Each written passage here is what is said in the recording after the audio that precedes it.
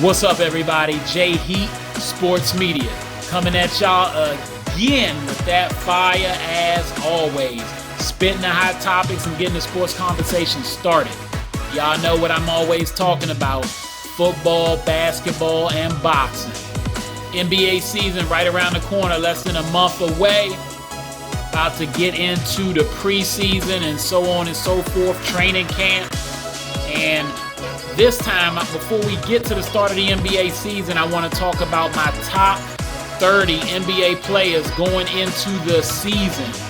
So I'm going to get started, count from 30 on down. First, I'd like to give an honorable mention to guys that didn't make it. Two in particular. They both on the same team. A guy who was in my top 30 last year, Rudy Gobert. One of the best bigs in the league, maybe the best defensive big in the league. Excellent rebounder, has shown great leadership in helping Utah get to the playoffs several years, and now is in Minnesota with Anthony Edwards, who's on his way, but is just outside of my top 30 for me. Neither one made it. Both are dogs, and I think Anthony Edwards is going to crack it by the end of this season, and maybe not just crack it, but come in making some noise. Let's get to the list. All right, so first things first. All NBA players are all world. I know we just say that in passing. People say, well, I know that, but I think a lot of people don't appreciate how good these guys are. They see guys they grew up with, guys that they saw play in high school and maybe even college, and they don't realize the exceptional level.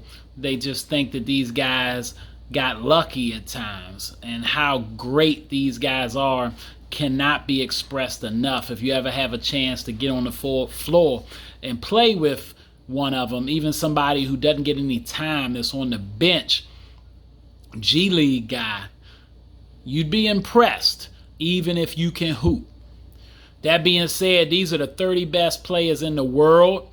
Coming in at number 30, for me, my opinion, a guy that didn't play at all last year, was on my top 30 list. He was a little higher than number 30. But this year, I'm going to put him in number 30 because I can't think of 30 players that I would put ahead of him. That's Ben Simmons. Ben Simmons at 6'10" is a legitimate point guard, a top 10 point guard in the league, in my opinion. Can't think of 10 better than him. Got to get you 15, 8, and 8 on an average basis. That's assists and boards. His weaknesses, let's get right to him. He doesn't choose to be aggressive when it comes to shooting the ball. And sometimes scoring in general. And that's from everywhere. The three, the mid-range, the free throw. But he can get to the cup at will when he wants to. Off the dribble with the first step. Quick enough to blow by 6'3", 6'2 guys at 6'10". And like I said, on most teams would be the starting point guard on your team and has a point guard mentality.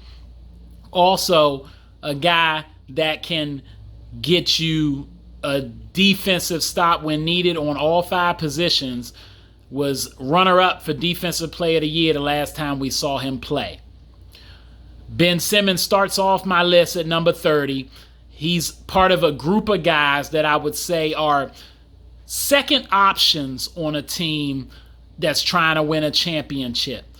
Star-level players, borderline stars at least, or stars, depending on how you want to call it, would be best if they were the third option on your team if you're trying to win a championship. Moving forward, at number 29 is Russell Westbrook, one of the most disrespected players in the league. Russ last year was some garbage in many people's eyes while he was getting you 18, 7, and 7. Upped his numbers from three-point range and the field. Still has some turnover issues, as always. A lot of the great point guards had turnover issues because they being aggressive and taking risks. But Russ, because he's so great and hasn't led a team to a championship, I think that's the biggest thing. But we've seen this guy, as a one option, carry teams to the playoffs. This year, that didn't happen. He's got something to prove. But Russ can do it all on the floor, literally, And his weakness, like Ben Simmons, is his jump shot, although it's not a willingness to shoot like Ben. He don't have a problem shooting it. He needs to get better with hitting it, and that's from everywhere. Moving forward from there, at number 28 is Mr. Jaylen Brown. Jaylen Brown, a cold dog, stepped into my top 30 this year, got all the attributes you need out of a star player, but is best as your number 2 and will be great as the 3rd best player on a championship team, in my opinion. Will get you 24 to 25 a game, 26 buckets, 26 boards, I'm sorry, 24 to 25 points. I meant to say 6 boards. And he's a decent shooter from the field, but he can improve his free throw. He's in a 70% from the field. The free throw line, like around 75%. That needs to be improved. But he's not bad from the field. Could do better from the 3-point line. Plays D, both ends of the floor, and got that dog in him, not afraid of the moment in most cases, like Jaylen Brown. At number 27, Klay Thompson.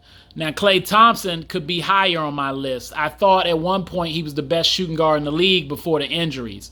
Right now, I'm going to have to put him at 27 because, again, I can't think of 30 players better than Klay. And he came right back, for those who don't realize it, getting his normal averages when it comes to his offense. But the defense is where we haven't quite seen the Klay that can lock up on a 1, 2, or 3 in the league like he used to be able to. I think that's coming back. I expect him to be himself or better this year of what we remember before the injuries. But even with what I saw, Klay is a leader, a championship player, a dog himself, got that clutch in him, and is easily a top 30, my number 27 in the league today. All right, coming in at number 26, Zach LaVine. Again, a guy who's a 2 option, better as a 3 to win a championship, but has really stepped up his game over the last few years. Made my top 30 last year, if you saw it. Still is in there at number 26.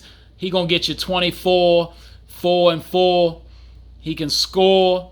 He gets guys involved. His defense can be picked up. Super athletic. Would love to see him in the dunk contest again. But one of the better shooting guards in the game. One of the better wing players in the game today. And got a smooth stroke. Free throw, 3 isn't bad. Field goal percentage ain't bad for a wing player. Zach LaVine at 26. I like him right there. At number 25, on the Minnesota Timberwolves. Doesn't get a lot of credit sometimes because his team hasn't been winning, but now they went into the playoffs, and I expect them to be better this year. KarlAnthony Towns, 6'11", can do it all. Shoot well from the 3-point line at 40%, over 50 from the from the field. Shoot well from the free throw line. Got us 25 and 10 for most of his career. That's what he does. His defense, he came in more known for it than he's really shown in the league, I think. But he ain't bad on that end. But Cat is a dog, one of the better bigs, centers in the league. And him and Rudy Gobert going to be mean to see this year. Got him at 25. All right. And at number 24, the last on this tier players, I would say, is Brandon Ingram. Again, better as your 3rd option if you're trying to win a chip. Definitely a 2. Don't think he's a 1, just like the rest of these guys. Get you about 23 to 25. Gonna get you 5 and 5. Boards and assists.